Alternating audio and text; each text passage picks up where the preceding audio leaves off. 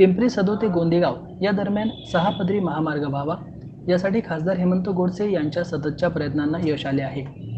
इगतपुरी तालुक्यातील पिंपरी सदो शिवारातील समृद्धी महामार्ग ते गोंदे या दरम्यानचा 4 पदरी महामार्गाचे रुंदीकरण करून हा महामार्ग 6 पदरी करण्याच्या कामाला आज रस्ते परिवहन आणि राजमार्ग मंत्रालयाने नॅशनल ऑथॉरिटी ऑफ इंडिया विभागाने मान्यता दिली आहे।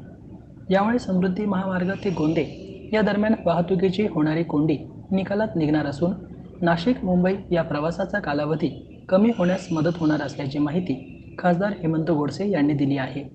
खासदार गोडसे यांची मागणी वस्तुस्थितीला धरून आणि न्यायिक असल्याचे केंद्राच्या परिवहन आणि राजमार्ग मंत्रालयानं पिंपरी सदो ते गोंदे दरम्यानच्या महामार्गाच्या 6 पदरीकरणास मान्यता दिली आहे।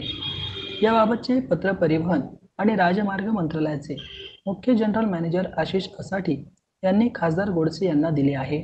वडपे ते गोंदे दरम्यान सुमारे 90 किलोमीटरचा महामार्ग असून त्यापैकी पिंपरी सदो ते गोंदे 20 किलोमीटरचा 4 पदरी महामार्ग लवकरच 6 पदरी होणार आहे। या कामी सुमारे 200 ते 250 कोटी रुपये खर्च येणार असल्याचा प्राथमिक अंदाज आहे। पिंपरी सदो ते गोंदे या दरम्यान 6 पदरी महामार्ग लवकरच तयार होणार असून यामुळे वाहतूक कोंडीची प्रश्न निकालात निघणार असून नाशिक मुंबई प्रवासाचा कालावधीही निश्चितच कमी होण्यास मदत होणार असल्याचा विश्वास खासदार गोडसे यांनी व्यक्त केला आहे। वेद न्यूजसाठी व्हिडिओ जर्नलिस्ट स्वप्नील पुरोहित, इगतपुरी।